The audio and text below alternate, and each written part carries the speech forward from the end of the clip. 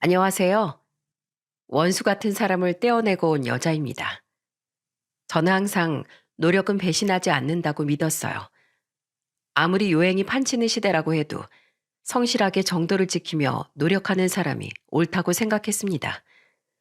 하지만 살다 보니까 공든 탑이 무너지는 날도 오더라고요. 그것도 정말 상상도 못했던 미꾸라지가 나타나서 제 인생의 분탕질하기 시작한 겁니다.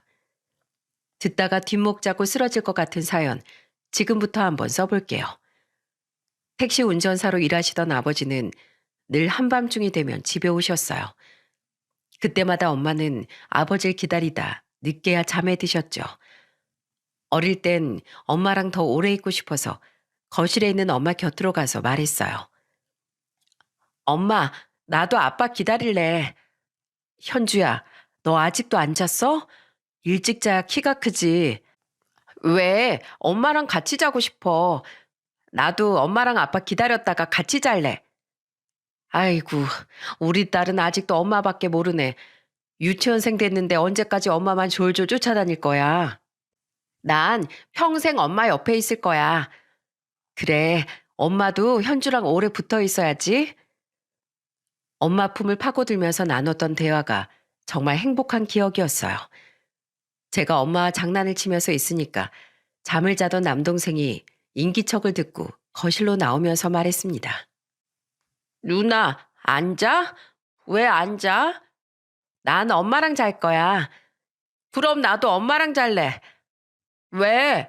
넌 원래 자던 자리에서 자. 내가 엄마 옆에 있을 거야. 싫어. 나도 엄마 옆에서 잘 거야. 나와. 누나 비켜. 그때만 해도 어릴 때라서 남동생과 저는 눈만 마주치면 싸울 때였어요. 그래서 엄마는 저희를 다급하게 말리면서 말씀하셨습니다. 아이고, 한밤중에 왜들 싸워. 자, 현주가 엄마 오른쪽에 앉고 명훈이가 왼쪽으로 앉으면 되잖아. 그만들 좀 싸워. 엄마는 저와 남동생의 싸움을 말리면서 말씀하셨어요. 그때 아버지가 들어오셨고 아버진 저를 보면서 기쁜 목소리로 말씀하셨습니다. 아이고, 우리 똥강아지들 아빠 기다렸어? 아빠도 하루 종일 우리 강아지들 보고 싶었어. 아버지가 기쁜 목소리로 말씀하셨는데 남동생이 산통을 깨며 말했어요. 엄마 옆에서 자려고 일어났어요. 아빠 기다린 거 아니었어? 여기 있다 보니까 아빠가 오셨어요. 그래, 뭔들 어때? 우리 아들 한번 안아보자. 키가 아주 더 큰 것 같네. 아버지가 오면 집안은 금세 떠들썩했어요. 네 식구가 같이 있으면 웃음소리가 현관까지 들릴 만큼 웃음이 끊이질 않았습니다. 넉넉한 형편은 아니었지만 마음만큼은 언제나 행복으로 가득했어요. 그리고 아버지께선 항상 건강을 중요하게 생각하셨어요. 그래서 식구들이 모여서 저녁을 먹을 때면 반찬 투정하는 저를 보면서 이런 말씀을 하셨습니다. 얘들아, 원래 입에 쓴 게 몸에 좋은 거야. 어쩌려고 그렇게 먹고 싶은 것만 먹어. 이 아빠 봐. 하루에 10시간씩 운전해도 끄떡없잖아. 이게 다 골고루 먹고 꾸준히 운동해서 이만큼 사는 거야. 현주야, 너 지금 피망을 골라내는 거야? 저는 중학생 때 아버지 몰래 피망을 골라내다가 딱 걸렸던 적도 있었어요. 그래서 억울한 목소리로 아버지를 보며 말했습니다. 나 아직 중학생인데 뭐 벌써부터 건강이에요. 습관이 중요한 거야, 습관. 어릴 때부터 잘 먹어야지. 괜히 3살 버릇 80까지 간다는 말이 있는 줄 알아? 난 3살도 훨씬 지나서 벌써 늦었어요. 늦었다고 생각했을 때가 제일 빠른 거야. 그러니까 아빠 말 듣고 밥상에 있는 건 다 먹어. 어서. 이게 다 널 위해서 하는 소리야. 그때는 중학생이라 아버지의 말씀이 와닿지 않았어요. 그러다가 제가 고등학생이 됐을 무렵에 아버지의 오랜 친구였던 고향 친구분이 췌장암으로 돌아가신 겁니다. 아버진 친구를 먼저 떠나보낸 슬픔에 한동안 택시 영업도 쉬실 정도였습니다. 부모님 중 한 분이 갑자기 하늘로 먼저 떠나신다면 어떤 기분일까 하는 생각이 들었습니다. 아주 잠시 상상했는데도 저는 깊은 슬픔이 몰려왔어요. 그래서 정말 아버지 말씀처럼 건강하게 사는 게 최고라는 생각을 했습니다. 이런 사건들을 겪다 보니까 그저 가족들 건강하고 소소한 행복을 나누며 사는 일상이 최고라고 생각했죠. 그렇게 부모님의 좋은 영향을 받고 자란 저는 사회인이 되었어요. 그리고 중소기업에 취직해서 사회생활을 시작했습니다. 나이가 들어가면서 아버지같이 가정적인 사람을 만나는 게 소원이었어요. 그러다가 지인의 소개로 남편을 만나게 된 겁니다. 남편은 시내버스를 운전하는 기사였어요. 그런데 남편이 처음 만난 자리에서 떨리는 손이 눈에 보일 정도로 떨고 있는 거예요. 그래서 저는 남편을 보면서 궁금한 목소리로 물었죠. 영식 씨, 혹시 수전증 있으세요? 물컵을 잡으시는데 손을 엄청 떠시네요. 아, 수전증은 아니고요. 제가 너무 긴장을 해서 그런 것 같아요. 긴장하신 거예요? 전 수전증이 있으신 줄 알았어요. 제가 사실 소개팅 경험이 많지 않아서요. 이렇게 여성분이랑 마주 앉아서 대화할 일도 별로 없어서 무슨 말을 해야 할지 모르겠습니다. 잔뜩 긴장한 목소리로 말하는 남편이 저는 순박하고 귀여워 보였어요. 그래서 저는 긴장한 남편한테 조심스럽게 말했습니다. 대화가 거창할 게 있나요? 서로 궁금한 거 물어보면 그게 대화죠. 버스 운전은 힘들지 않으세요? 손님들이 많아서 힘들 것 같은데 괜찮으세요? 아, 네. 앞만 보고 달리니까 오히려 일은 적성에 맞아요. 현주 씨는 사무실에서 일하시는 거 잘 맞으세요? 일은 솔직히 재미없어요. 그런데 같이 일하는 동료들이 좋아요. 그래서 평생 다니고 싶어요. 일 힘든 건 참아도 사람 힘든 건 못 참는다고 하잖아요. 회사에서 마음 맞는 사람 만나는 거 어려워요. 영식 씨는 그런 경험 없으세요? 저도 처음엔 일머리 없어서 많이 혼났어요. 처음에는 긴장했던 남편한테 자연스럽게 대화를 시작하니까 편하게 대화를 이어가기 시작했습니다. 그래서 남편과 여러 대화를 이어나갈 수 있었어요. 그런데 대화를 나눌수록 남편이 참 순박하고 마음이 좋은 사람 같았어요. 그래서 자주 만나서 얼굴을 보면서 인연을 이어나갔죠. 그러다가 저희는 연인 사이로 발전하게 된 겁니다. 남편은 제가 바라던 정말 아버지와 비슷한 결의 사람이었어요. 형제들끼리 우애도 좋아서 따로 만나서 밥을 먹었던 적도 있었죠.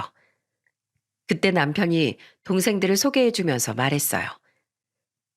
현주야, 여긴 내 동생 미선이, 이쪽은 셋째 남동생 영호, 그리고 저쪽이 막내 영진이야.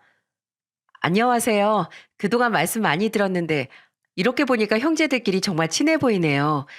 저는 김현주라고 합니다. 제가 인사하면서 말하자 막내 시동생이 웃으면서 말했습니다. 형이 여자친구 소개시켜 주는 건 처음이에요. 나중에 정식으로 집에도 한번 오세요. 부모님께서 엄청 좋아하실 것 같아요. 정말요? 불러만 주시면 언제든 갈게요. 다들 부침성이 좋아서 그런지 저는 신우와 시동생들과도 금방 친해졌습니다. 그때 저보다 한 살 어렸던 신우가 저를 보면서 궁금한 목소리로 물었어요. 언니는 우리 오빠랑 결혼하실 거예요? 그럼요. 전 영식 씨 같은 남자가 이상형이었어요. 다정하고 가정을 먼저 챙길 줄 아는 사람이요. 뭐야, 벌써 둘이 부부 같아요. 너무 부럽다. 난 이상형을 못 만나서 평생 혼자 살 것 같아요. 에이, 눈이 높아서 그렇지 어디 모자란 거 아니잖아요. 아직 남자들이 보석을 못 알아본 거예요. 언니는 어쩜 그렇게 말도 예쁘게 하세요? 정말 우리 빨리 가족으로 지냈으면 좋겠어요. 그렇게 저는 결혼 준비를 하면서 시동생과 신우와 먼저 가깝게 지내고 있었어요. 그리고 처음으로 시댁에 인사 가던 날 시모가 저한테 반가운 목소리로 말씀하셨습니다. 우리 집안 사남매가 입을 모아서 칭찬하길래 누군지 너무 궁금했어요. 어서 와요. 어머님 안녕하세요. 김현주라고 합니다. 저 편하게 불러주세요. 아유, 싹싹하기도 해라. 우리 식구들이랑 벌써부터 잘 지내니까 너무 좋네. 요즘 젊은 사람들 형제 많은 거 싫어하잖아. 그래서 내가 괜히 걱정했는데 이렇게 잘 지내니까 내가 아주 안심이 되네. 식구들 많아서 화목하고 오히려 더 좋은걸요. 우리 집 며느리가 될 인연이었나 봐. 벌써 한 가족 같고 너무 좋다. 집안 분위기부터 달라지잖아. 시모는 절 보자마자 식구들과 잘 지내는 게 보기 좋다고 말씀하셨어요. 시부도 그런 시모를 보면서 거들면서 말씀하셨습니다. 벌써 예비 며느리가 엄청 마음에 들었나 봐. 아주 입이 귀에 걸렸네. 난 우리 장남이 워낙 숫기가 없어서 장갈 못 가면 어쩌나 걱정했는데 이렇게 싹싹한 며느리 데려올 줄 누가 알았어. 이 기세로 우리 아들들 다 현명한 여자 만났으면 좋겠네. 우리 애들은 선관이 있어서 좋은 사람 만날 거야. 예비 며느리 보기만 해도 이렇게 흐뭇하잖아. 시부모는 그때 누구보다 저를 반겨주셨어요. 그리고 밥을 먹은 뒤 시부모와 같이 술을 한잔하게 됐습니다. 그때 시부가 술을 한 잔 마시더니 저한테 진지한 목소리로 이런 말씀을 하셨어요. 내가 이렇게 귀한 예비 며느리 봐서 너무 기뻐서 술 한잔 하자고 했어. 괜찮지? 네, 아버님. 저도 한두 잔 정도는 해요. 그래, 다행이네. 내가 어려운 얘기를 해야 하는데 입이 안 떨어져서 이렇게 술의 힘이라도 빌려야겠네. 네? 아니, 무슨 말씀이시길래 그러세요? 장남 결혼한다고 든든하게 지원해주고 싶은데 우리가 그럴 형편은 아니야. 내 말 이해하지? 그럼요. 걱정하지 마세요. 저도 부모님께 손 벌릴 형편이 아니에요. 그리고 이미 영식 씨랑 다 얘기했어요. 저희는 초가집에서 시작하더라도 꼭 저희 둘 힘으로 시작할 거예요. 그래야 부부죠. 처음부터 어떻게 다 갖추고 시작해요. 조금 부족해도 하나씩 채워가는 성취감도 느끼면서 부부끼리 의리도 다지는 거죠. 내가 정말 괜한 걱정을 했었네. 이렇게 생각이 깊은 사람인 줄도 모르고 내가 얕은 생각을 했어. 그런 생각하는 줄도 모르고 내가 미안하네. 아유, 아니에요, 아버님. 전 이렇게 말씀해 주셔서 오히려 더 좋아요. 앞으로도 어려워하지 마시고 편하게 말씀해 주세요. 그래, 고맙다. 내가 예비 며느리한테 하나 배워가는구만. 그때 시부의 말에 남편이 웃으면서 말했습니다. 아버지, 이 사람이 먼저 우리 힘으로 시작하자고 했어요. 아, 그랬어? 넌 벌써 팔부출이 다 됐구만. 이 사람이 그만큼 현명한 사람이라고 알려드리고 싶어서요. 아버지가 봐도 합격이죠? 그래, 좋은 사람 만났으니까 둘이 행복하게 잘 살아봐. 항상 서로 존중하는 마음으로 살아야 돼. 네, 아버지, 지켜봐 주세요. 잘 사는 모습만 보여드릴게요. 그렇게 저는 시댁에서 큰 환영을 받으면서 결혼하게 됐어요. 남편이 처가에도 잘하는 사람이라 저도 정말 시댁에 잘하고 싶었습니다. 양가 부모님의 축복 속에 결혼했지만 저희는 형편상 임대 아파트에서 시작하게 됐어요. 그때 남편은 임대 아파트에 입주하면서 저한테 이렇게 말했습니다. 여보, 내가 아직은 부족해서 우리가 여기서 시작하지만 꼭 좀 더 좋은 곳으로 이사 갈 수 있게 내가 노력할게. 여기가 뭐가 어때서 이만한 집도 없는 사람들 많아.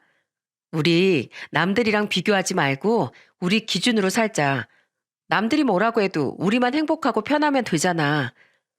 정말 고마워. 내가 전생에 무슨 복이 있어서 당신 같은 여자를 만났을까? 내가 평생 행복하게 해줄게. 나도 당신이랑 평생 행복하게 살 거야. 저는 그렇게 남편과 소박하지만 행복한 결혼 생활을 시작했어요. 그리고 저는 남편과 아들 한 명을 낳고 살고 있었습니다. 이때까지만 해도 제 인생은 평온했어요.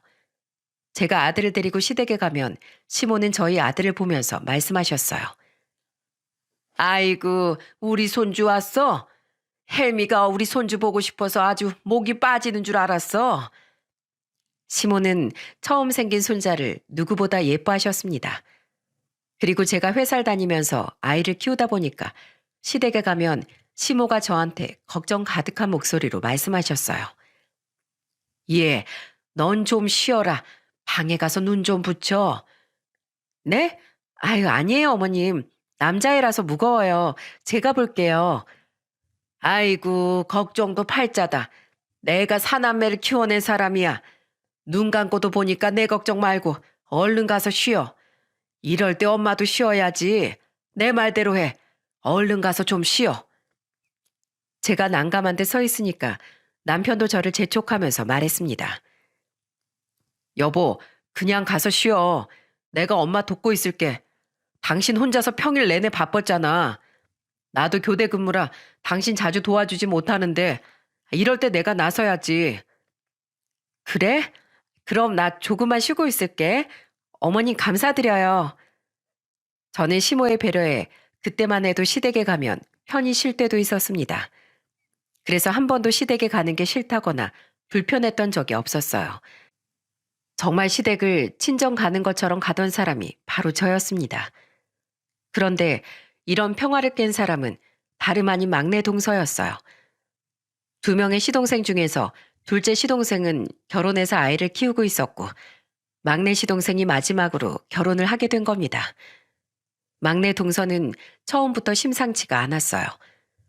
한 번은 시댁에 다 모였을 때 막내 동서가 저를 보면서 궁금한 듯 물었습니다. 형님은 아들 어린이집 어디로 보내세요? 우린 아파트 단지에 있는 어린이집 보내고 있어. 출퇴근길에 등하원 시키기도 편하고 집이랑 가까워서 편하더라고. 근데 동서, 벌써 아이 계획 세우고 있어? 전 한 명만 낳아서 잘 키우려고요. 그래서 지금부터 다 준비해 둘 거예요. 근데 형님은 아파트 단지가 어디신데요? 아, 저기 길 건너 사거리에 있는 땡땡 아파트. 땡땡 아파트요? 거기 임대 아파트 아니에요? 맞아. 왜? 요즘 애들 사이에 아파트 브랜드가 얼마나 중요한데 거기서 사세요. 설마 거기서 몇십 년 살 계획은 아니시죠? 어디 사는 게 뭐가 문제야? 내가 애들만 잘 가르치면 되는 거지. 우리 애들 잘 먹고 잘 크고 있어. 그러니까 동서가 그런 말 해준 건 고마운데 괜한 말은 삼가해줘. 형님, 진짜 세상 물정 너무 모르신다. 제가 괜히 이 동네에서 대장으로 불리는 아파트에 사는 줄 아세요? 아파트 브랜드가 명함이라고요. 그리고 요즘엔 어른보다 애들이 더 귀신같이 알아요. 얼른 집부터 이사하세요. 맹모 삼천지교 모르세요? 빨리 옮겨야 된다니까요. 임대 아파트에서 애들 이상한 물 들기 전에 어서 이사하세요. 저는 막내 동서의 말에 기분이 확 나빴어요. 임대 아파트에 산다고 우리 딸이 대체 무슨 물이 든다는 건지 기분이 나빴습니다. 게다가 막내 동서는 집안도 잘 살고 막내 시동생도 대기업에 다녀서 형편이 넉넉했기 때문에 좋은 아파트에서 살 수 있었던 거예요. 그때 저는 막내 동서의 말이 너무 황당해서 단호하게 말했습니다. 동서야말로 얼른 이사해. 거기에 계속 살다간 미래에 태어날 조카가 더 이상 물에 들 것 같은데? 아무리 그런 잣대가 있다고 해도 부모라면 아이한테 올바른 잣대를 알려줘야지. 그런 식으로 이사만 한다고 애들 교육에 도움이 되는 줄 알아? 동서야말로 세상 물정을 너무 모른다. 뱁새가 황새 쫓아가다가 가랑이 찢어지는 거야. 뱁새요? 아니, 지금 저한테 뱁새라고 하셨어요? 왜 제 진심 어린 조언을 해줘도 이상하게만 생각하세요? 동서, 성인이면 말을 내뱉었을 때 그 말로 상처받는 사람이 없는지 생각이라는 걸 좀 하고서 말해. 어린애들 두고서 뭐 하는 거야, 지금?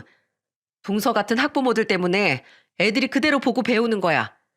정말로 아이 잘 키우고 싶으면 그 생각부터 고쳐. 저는 동서한테 단호한 목소리로 말하고 방으로 들어가 버렸습니다. 그러자 둘째 동서가 저를 따라왔더라고요. 그러면서 저한테 이런 말을 했어요. 형님, 저 방금 다 들었어요. 저번엔 저한테 그러더니 이번엔 형님한테 그러네요. 뭐야? 동서한테도 그랬었어? 저번에 저한테 어디 사냐고 물어보더니 오래된 아파트에서 왜 사냐고 그랬다니까요. 뭐야? 그래서 뭐라고 그랬어? 저도 말 조심하라고 했죠. 아니 정말 너무한 거 아니에요? 빵빵한 친정 믿고 완전히 무시하는 거잖아요. 친정 부모님이 건물주래요. 그러니까 무슨 아파트 이사를 장난감처럼 말하죠. 참아, 정말 말 실수한 걸 수도 있잖아. 우리 한 번은 그냥 넘어가자. 둘째 동서도 저와 비슷하게 막내 동서한테 기분 나쁜 말을 들었던 거예요. 그때만 해도 저는 처음에 실수였을 거라고 생각했어요. 그런데 막내 동서 행동은 점점 더 가관이었습니다. 특히 임신했을 땐 시댁에서 아주 상전이 따로 없었어요. 시댁에서 다 같이 삼겹살을 먹기로 했었는데 막내 동서가 갑자기 코를 막으며 말했습니다. 아버님, 고기 먹는다고 하셔서 왔는데 삼겹살이었어요? 그래, 왜 그러니? 뭐 문제 있냐? 저 임산부예요. 최고급 한우를 먹어야 되는데 이런 싸구려 돼지를 어떻게 먹어요? 뭐? 싸구려 돼지? 막내 동서의 말에 온 식구들이 다 깜짝 놀랐어요. 그때 보다 못한 신우가 동서를 보면서 소리쳤습니다. 옳게, 지금 말 다 했어? 싸구려 돼지라니. 제가 원래 돼지 냄새 나는 거 못 먹어서 그래요. 아휴, 이럴 줄 알았으면 저 먹을 건 사오라고 하시지 그러셨어요. 동서, 저번부터 보니까 위아래도 없이 말 막 하는 것 같은데 너무한 거 아니야?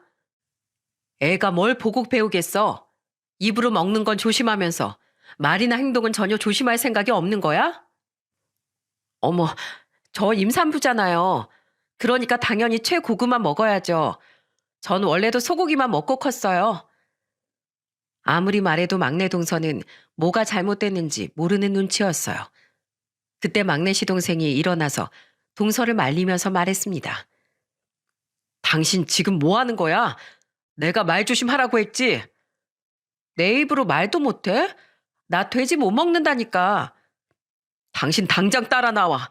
아버지, 저흰 이만 가볼게요. 편하게 드세요.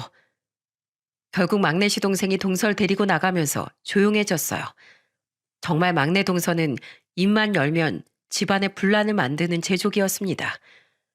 그때 제가 분위기를 바꿔보려고 시부를 보며 말했어요. 아버님, 삼겹살에 소주 한잔 하실래요? 그럴까? 그래, 한잔 하자꾸나. 원래 여자들이 임신하면 예민해지는 구석이 있어요. 그게 다 모성애래요. 그러니까 신경 쓰지 마세요. 그래, 알겠다. 괜찮으니까 어서 먹자. 그렇게 결국 막내 동서가 시댁을 나가고 나니까 분위기가 한결 풀리기 시작했습니다. 신우는 소주를 마시면서 말했어요. 나중에 올케가 시댁은 빌라 산다고 무시하겠어. 말하는 거 보면 사는 집 딸이라서 그런가 사람을 평가한다니까. 나중에 태어날 애가 뭘 보고 배우겠어. 그러자 시모가 그런 신우이를 말리면서 말했습니다.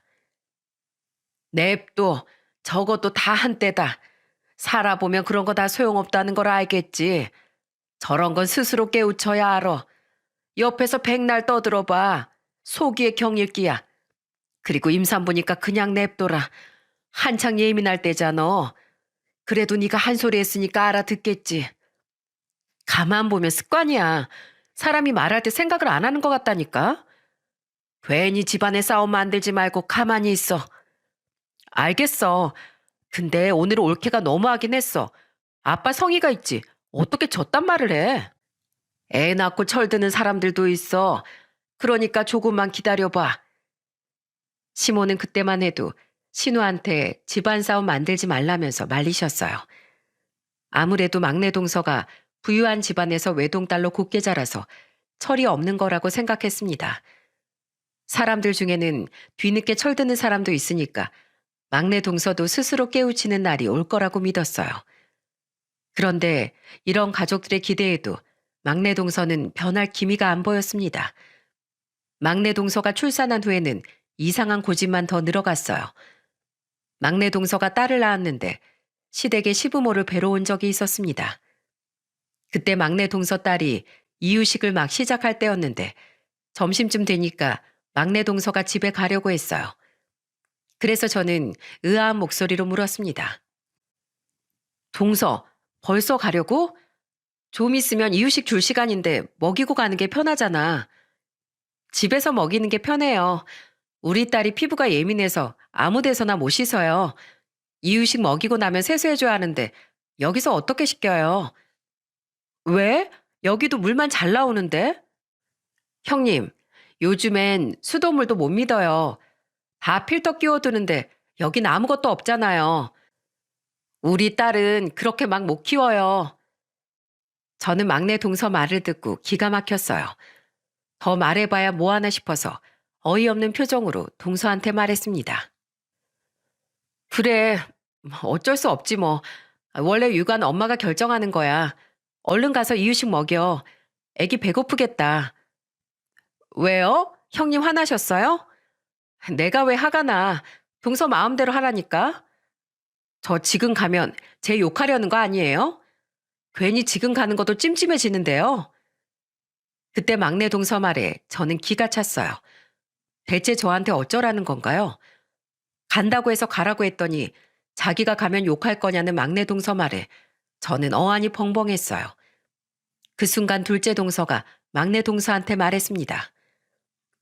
동서가 간다고 해서 형님이 가보라고 한 건데 어떻게 그런 말까지 나와? 이거 보세요. 형님까지 나서서 저 몰아세우잖아요. 이게 몰아세우는 거라고? 네. 제가 모를 줄 아세요? 큰형님이랑 둘이서 짜고 저 소외시키잖아요. 제가 이래서 오래 있기 싫은 거라고요. 그 순간 막내 동서의 말에 모두가 벙쪄버렸어요. 그때 남편이 막내 동서를 보면서 말했습니다. 재수 씨, 뭔가 오해가 있는 것 같은데 우리 아내는 편하게 애기 보라고 한 소리야. 저도 눈이 있고 귀가 있어요. 제가 오죽하면 이런 말을 하겠어요. 저도 너무 서운하다고요. 이만 가볼게요. 제가 더 있을 곳이 아닌 것 같네요. 그러더니 막내 동서는 짐을 싸서 나가버렸어요. 시부모도 어이가 없으셨는지 기가 찬 표정으로 계셨습니다. 시부도 어이가 없으셨는지 이렇게 말씀하셨어요. 자매 한번 힘들게 키운다. 아이고. 정말 오죽하면 이런 말씀까지 하셨을까 싶더라고요. 정말 막내 동서가 아이한테 엄청 유별났거든요. 그런데 이때만 해도 중립을 지키던 시모가 갑자기 변하기 시작한 겁니다. 한 번은 시부 생신이라서 다 같이 외식을 하기로 했었어요. 그런데 한참이 지나도 막내 동서가 안 오는 겁니다. 심지어 막내 시동생도 당황한 목소리로 말했습니다. 이 사람이 애랑 같이 온다고 늦나 봐요. 제가 오늘 회사에 일이 있어서 따로 왔거든요. 제가 전화해 볼게요. 그런데 그때 시모가 막내 시동생을 말리면서 말씀하셨어요. 뭘 또 전화를 해. 오고 있겠지. 괜히 전화해서 마음 급해지게 만들지 말고 가만히 있어. 엄마, 그래도 아버지 배고프실 텐데 제가 얼른 전화해 볼게요. 아유, 괜찮다니까. 네 아버지도 가만히 계시잖아. 시댁 식구들이 다 모였는데 막내 동서만 30분째 안 오고 있는 거예요. 미리 와 있는 건 고사하고 지각은 하면 안 되는 거 아닌가요? 피치 못할 사정이 있더라도 먼저 전화해서 말하는 게 예의라고 생각했어요. 그렇게 잠시 뒤 막내 동서가 아이를 안고 오는데 밝은 표정으로 말했습니다. 어머님, 아버님, 제가 늦었죠? 죄송해요. 아버님 생신인데 제가 대충 올 순 없잖아요. 신경 써서 온다고 좀 늦었어요. 오래 기다리신 건 아니죠? 그러자 시모가 막내 동서를 보면서 웃는 얼굴로 말씀하셨어요.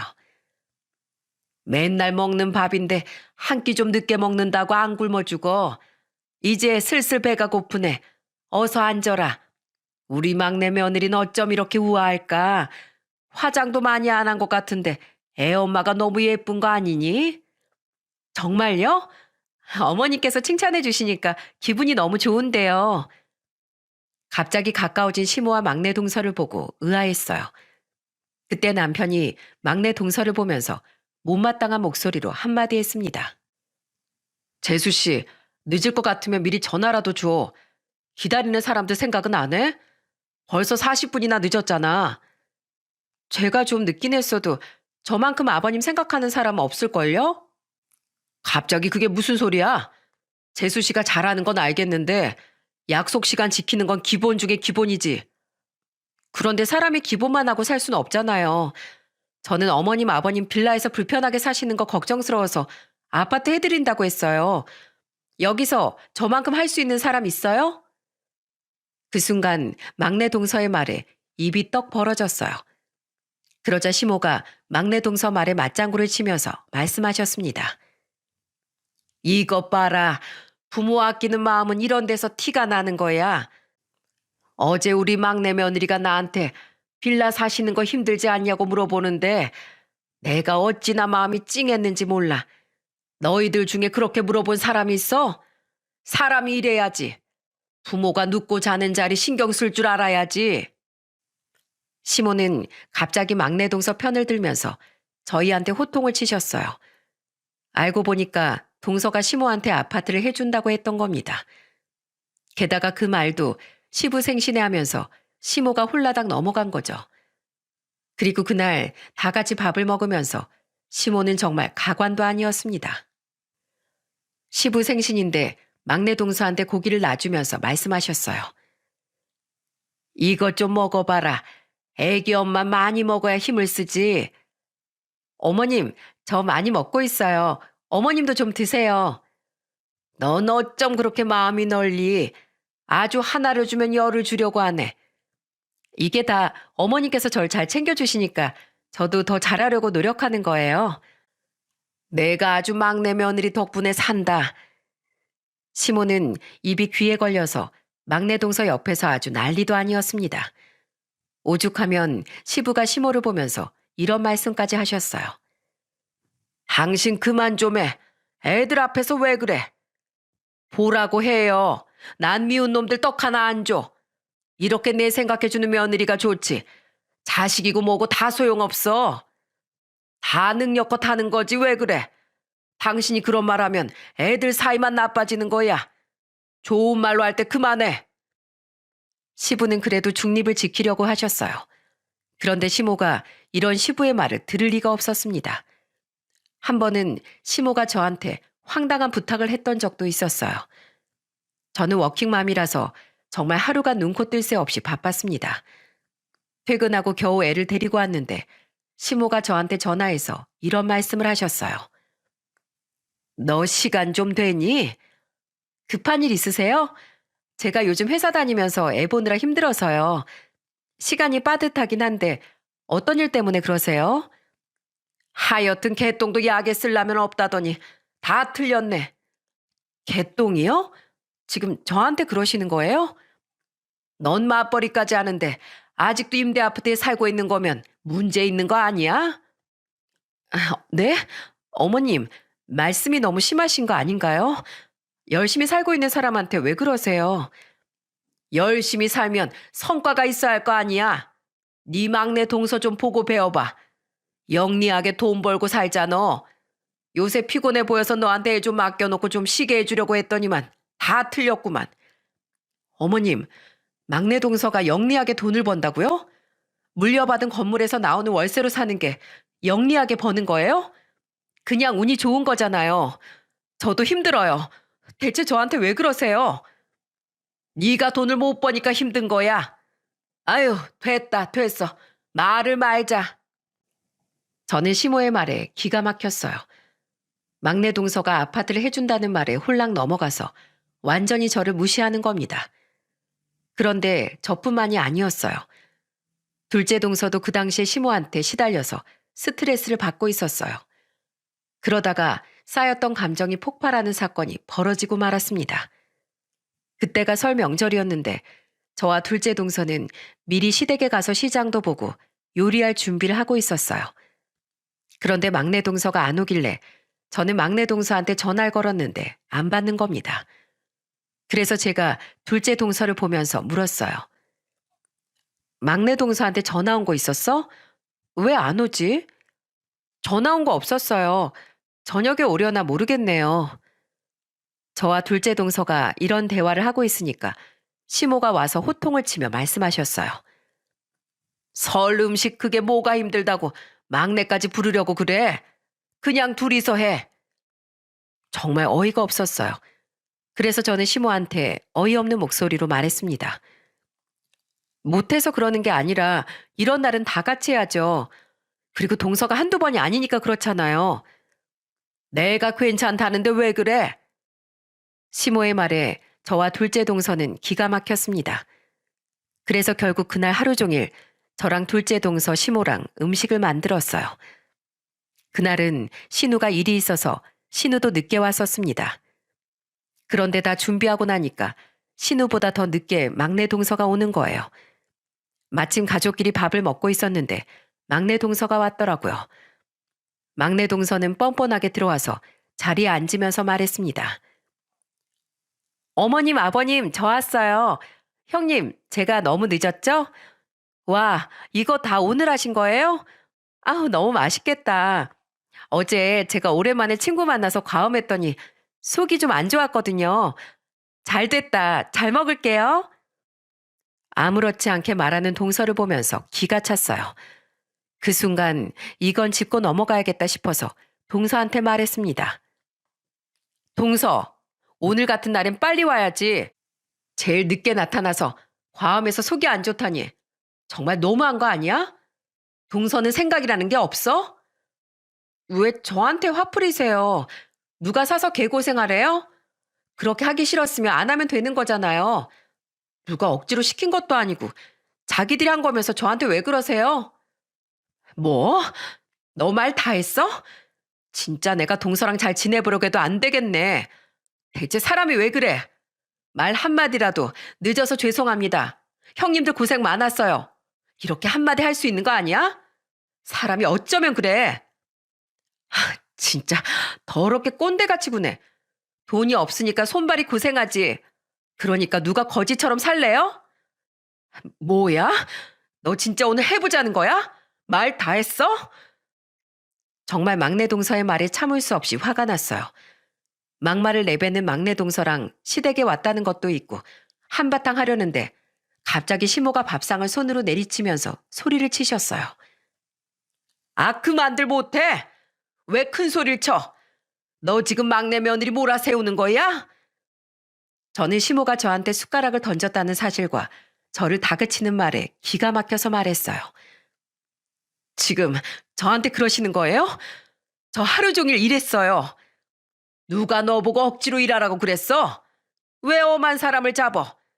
지금 막내 동서 속 안 좋다고 하는데 왜 화를 내? 와, 술 마신 사람 배려까지 해줘야 하나요? 그런데 시모가 저한테 화를 내니까 옆에 있던 막내 동서가 한술 더 뜨면서 말하더군요. 어머님, 저 정말로 이런 말씀 안 드리려고 했는데요. 그동안 형님이 저 많이 괴롭혔어요. 그래서 오늘도 사실 오고 싶지 않았지만 온 거예요. 그냥 제가 싫으면 싫다고 하시지. 절 왜 그렇게 괴롭히는지 모르겠어요. 둘째 형님이랑 둘이서 제 욕까지 한다니까요. 형님 때문에 저 대인 기피증도 생기고 이젠 불면증도 생겨서 저 약까지 먹어요. 막내 동서가 갑자기 울면서 거짓말을 하니까 저는 황당했어요. 그래서 어이없는 목소리로 막내 동서한테 말했습니다. 동서, 왜 없는 말을 해? 내가 언제 괴롭혔어? 괴롭힌 게 아니고 옳고 그른 걸 정확히 짚어주는 거잖아. 이것도 내 역할이야. 너무 억울해서 동서한테 말했더니 갑자기 시모가 저한테 밥숟가락을 던진 겁니다. 저는 너무 놀라서 놀란 토끼 눈을 뜨고 시모를 봤습니다. 그러자 시모가 저한테 화를 내며 소리치셨어요. 이야, 너 그만 못해? 넌 형님이 돼가지고 막내를 감싸 줄 알아야지. 뭘 그렇게 다 지적하고 사람 무안을 줘? 내가 가만히 지켜보니까 너랑 둘째랑 붙어서 막내 며느리 괴롭히는 거 내가 모를 줄 알아? 어머님, 지금 저한테 숟가락 던지신 거예요? 그래, 던졌다. 왜? 너 그러다 시엠이 한 대 치겠다. 아주 어디서 말대답이야? 말도 안 되는 상황에 정말 입이 안 떨어졌습니다. 그때 둘째 동서가 나서서 시모한테 소리쳤어요. 어머님, 정말 너무하시네요. 이 상황의 중심을 바로 잡아주셔야지. 왜 한쪽 편만 드세요? 어머님이 자꾸 막내 동서 편만 드니까 이런 상황이 벌어지잖아요. 그리고 요즘 세상에 며느리한테 어떻게 숟가락을 던져요? 동서가 아파트 해준다고 해서 이러시는 거예요? 뭐? 사람을 뭘로 보는 거야? 둘째 동서가 말하니까 신우도 참다 못해 시모한테 소리쳤습니다. 엄마, 그러는 거 아니야. 나도 딸이지만 해도 너무한다. 엄마가 중간에서 옳고 그른 걸 안 잡으니까 세원이가 나서는 거잖아. 왜 엄마가 해야 할 일을 안 해? 엄마의 역할이 중요한 거야. 세연이가 지금 잘못한 거 하나도 없는데 왜 이렇게까지 만들어? 시모는 시누이까지 나서자 꿀먹은 벙어리가 됐어요. 그 순간 남편이 교대 근무를 마치고 돌아온 겁니다. 그리고 어수선한 분위기에 상황을 물었고 신우가 전부 다 말해줬어요.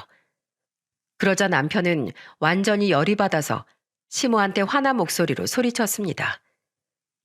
엄마, 지금까지 내 아내 이런 식으로 괴롭혔던 거예요? 이 사람이 얼마나 헌신하면서 사는데 그러실 수가 있어요? 우리 아내 어떤 사람인지 아세요? 내가 얼마 못 버니까 자기가 조금이라도 더 벌어보겠다고 악착같이 버티는 사람이에요. 그리고 내가 힘들 때마다 지칠 때 나를 바로잡는 사람도 아내라고요. 그런데 지금 가난하고 돈 없다고 이렇게 지금 무시하는 거예요? 어떻게 엄마가 그럴 수 있냐고요? 화를 내던 남편은 밥상까지 엎어버렸어요. 시댁은 그야말로 난장판이 됐고 그 순간 남편은 막내 시동생을 보며 소리쳤습니다.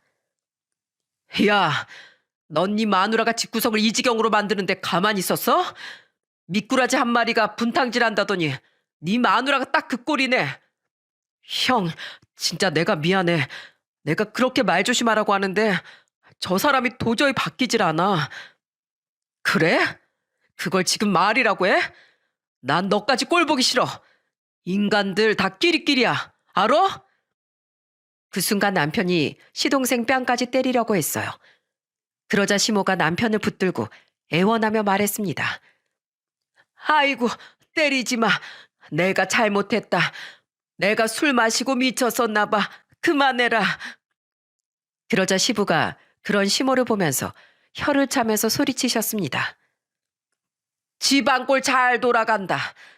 내가 이럴 줄 알았어. 야, 막내야. 너 때문에 지금 이게 뭐야? 형님들이 너 미워해서 지금 그렇게 행동했겠어? 네가 한번 말로 해서 못 알아먹으니까 계속 말한 거잖아. 지금 이 상황 어쩔 거야? 시부가 역정을 내면서 소리쳤어요. 완전히 설에 난장판이 된 겁니다. 그때 남편이 시모를 보며 소리쳤어요. 진짜 오늘 실망이 큽니다. 그리고 다시는 어머니라고 부르고 싶지도 않아요. 오늘 일 제가 끝까지 잊지 않겠습니다. 다시는 안 올 거니까 그렇게 아세요.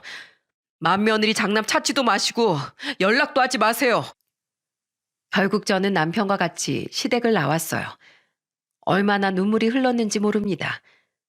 저는 그저 잘 지내보려고 한 건데 왜 이런 꼴을 당해야 하나 억울했습니다. 그 후 둘째 동서도 시댁의 발길을 끊어버렸어요.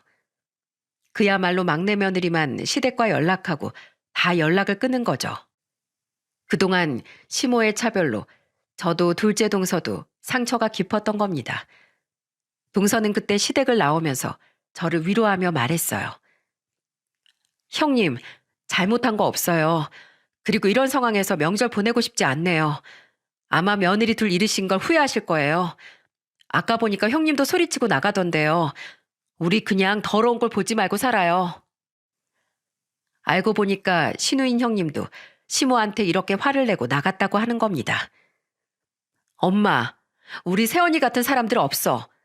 가난한 시댁 한 번도 무시 안 하고 얼마나 솔선수범했는데 제사 명절 이렇게 다 챙기는 사람들이 어딨어 요즘에.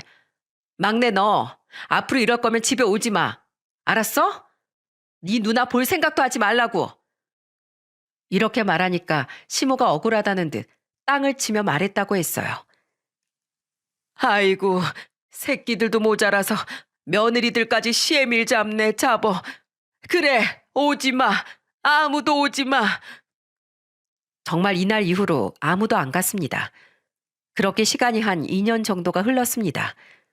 그동안 저는 안 갔고 남편만 왔다 갔다 했어요. 그런데 뜻밖의 소식이 들려오더군요. 막내 시동생이 성격 차이로 이혼을 한다는 겁니다.